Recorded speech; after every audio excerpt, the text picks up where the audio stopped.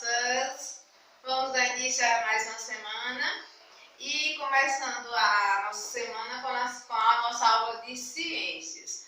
Mas antes de darmos início à nossa aula de ciências, nós vamos parar um minuto e cada um em sua casa e tia aqui, vamos parar um minuto para nós fazer uma oração, pedir que Papai do Céu nos ilumine, nos abençoe e nos dê muita sabedoria. Pai nosso que estás no céu, santificado seja o vosso nome. Venha a nós o vosso reino, seja feita a vossa vontade, assim na terra como no céu. O pão nosso de cada dia nos dai hoje, perdoai as nossas ofensas, assim como nós perdoamos a quem nos tem ofendido, e não nos deixeis cair em tentação, mas livrai-nos do mal. Amém. Pronto.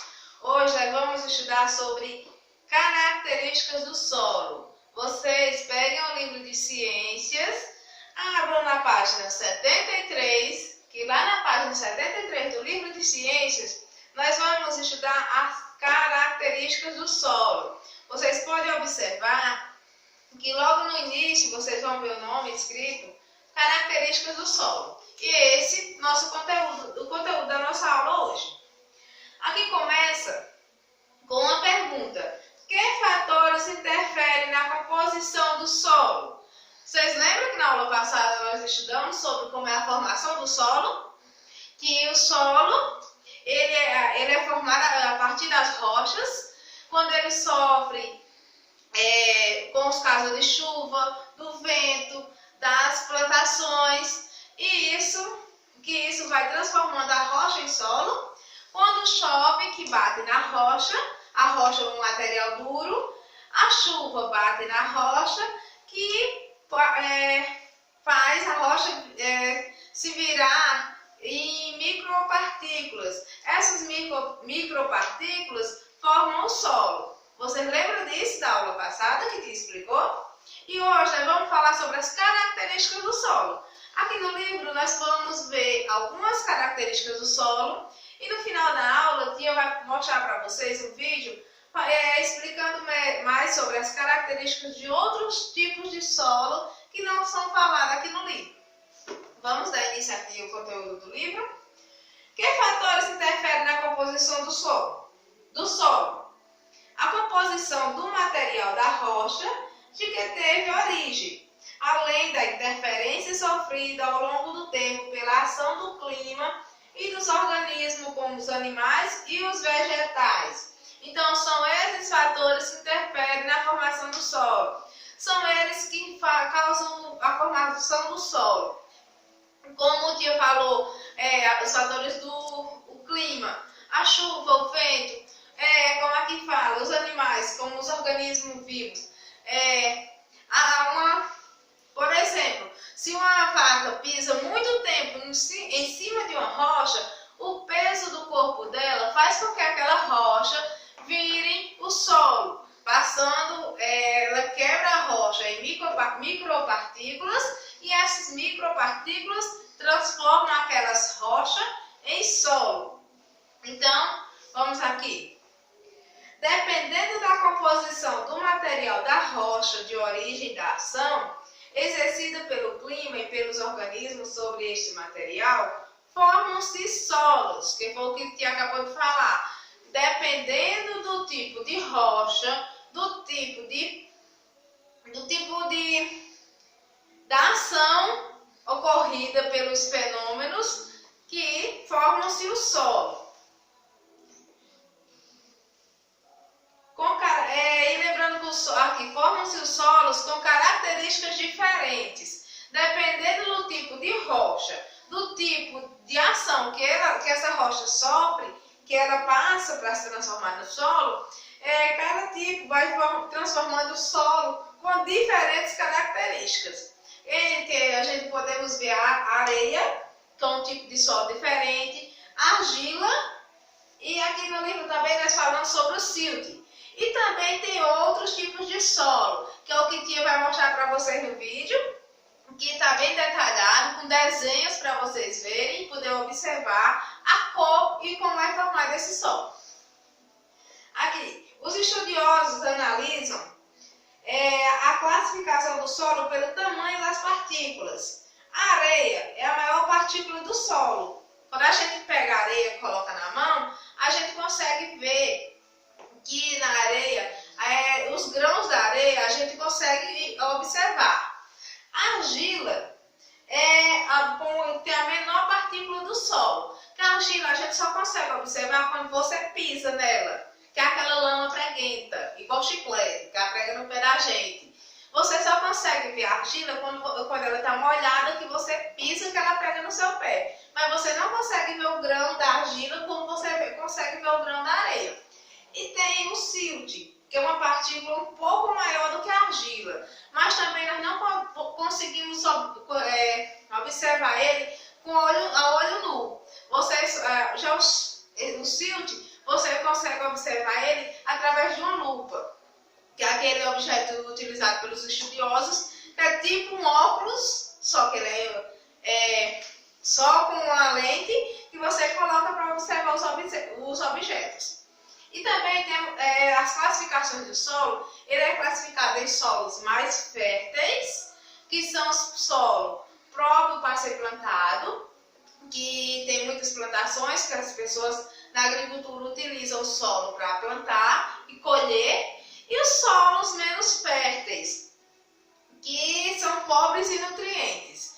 Esses solos que são menos férteis, eles são pobres em nutrientes, eles não têm a mesma capacidade que os solos férteis, ricos em nutrientes, têm de alimentar e fazer com que as plantas cresçam rápidos. Pronto. Aqui nós podemos observar essas características do solo. A característica do solo férteis e não férteis. O solo férteis é o solo rico em nutrientes, apropriado para o plantio, para o cultivo de frutas, verduras, entre outras coisas. E o solo não férteis, que ele é menos utilizado para plantio, que são alguns tipos de planta que conseguem se adaptar a ele, porque eles são pobres em nutrientes, não têm os nutrientes essenciais para a planta crescer saudáveis. E também nós observamos os diferentes tipos de solo. Aqui nós estudamos sobre a areia, dos grãos que a gente consegue observar. Se você for numa praia pegar areia, não só nas praias, em vários lugares tem areia, você pega a areia, você consegue observar na sua mão os grãos de areia. A argila, que você não consegue identificar os grãos dela, você apenas sente quando pisa nela. E tem o silt, que é uma partícula que você só consegue observar utilizando uma lupa. Pronto. Agora, para dar continuidade a essa aula, Tia vai passar para vocês aqui um vídeo explicando sobre as características do solo, sobre outras características do solo. Vamos lá.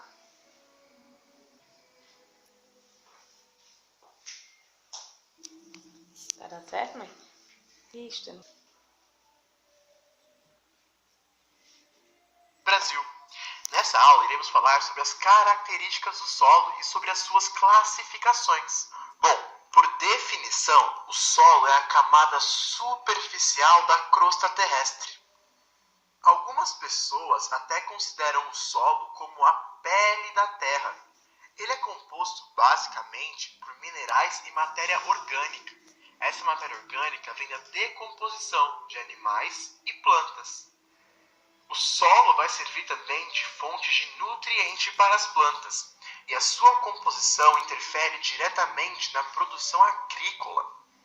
Existem alguns fatores que nós usamos para caracterizar o solo, e eles são o clima, a incidência solar, a matéria orgânica, a cobertura vegetal e etc.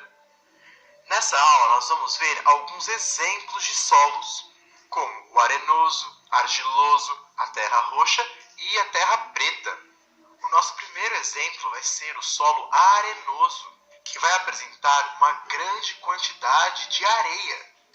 E ele também vai ser um solo muito permeável, pois a água vai infiltrar nos espaços formados entre os grãos de areia. E além disso, é um solo muito pobre em nutrientes. O nosso próximo exemplo é o solo argiloso. Ele vai ser formado por grãos muito pequenos.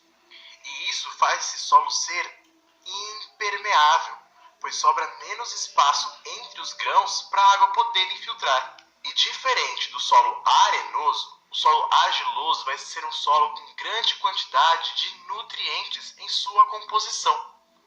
O nosso próximo exemplo de solo é a terra roxa ou a terra vermelha, que vai ser um solo muito fértil. E essa coloração avermelhada que a terra roxa ou vermelha tem é por conta de rochas de origem vulcânica. E esse tipo de terra, esse solo, ele vai ser muito encontrado em algumas regiões do Brasil, como no Mato Grosso do Sul, Goiás, oeste do estado de São Paulo e etc. O nosso último exemplo de solos para essa aula é a terra preta, que vai ser um solo muito fértil. E isso acontece porque ele é um solo rico em variedades de carvão vegetal. E isso torna ele muito bom para a plantação. E esse solo é muito comum na região amazônica, não especificamente, porém muito comum. Bom, e isso é tudo para essa aula. Foi uma aula bem simples, bem tranquila. Foi mais para a gente... Pronto, vocês viram aqui que ele falou das características do solo e que ele falou também sobre os solos férteis e não férteis, e os solos que não são férteis para a plantação. Como ele falou que a argila, por ela ter as suas partículas serem minúsculas, ela consegue guardar água por mais tempo. E isso faz a argila ser um tipo de solo fértil. Enquanto a areia, que ela é mais, as partículas maiores, faz com que a água escoa mais rápido, então não fica água presente no solo e nem nutrientes. Então deixa a areia como um tipo de solo não fértil, não apropriado para o plantio. Então, crianças, essa foi a nossa aula de hoje. Tia vai marcar as páginas lá na agenda, colocar a atividade no grupo para vocês copiar no caderno, estudem, leiam, o tempo livre que tiver, procurem ler os livros, vão revisando os conteúdos das aulas passadas. Se tiver dúvida, fala com a tia, pode mandar mensagem que a tia responde. E vamos tentar não atrasar os estudos, deixar as atividades em dias e fazer com que a nossa aprendizagem seja grande, apesar de ser com aulas à distância, mas que a gente tem que dar o nosso melhor sempre. Então, essa foi a nossa aula de ciências. Um beijo e até a próxima.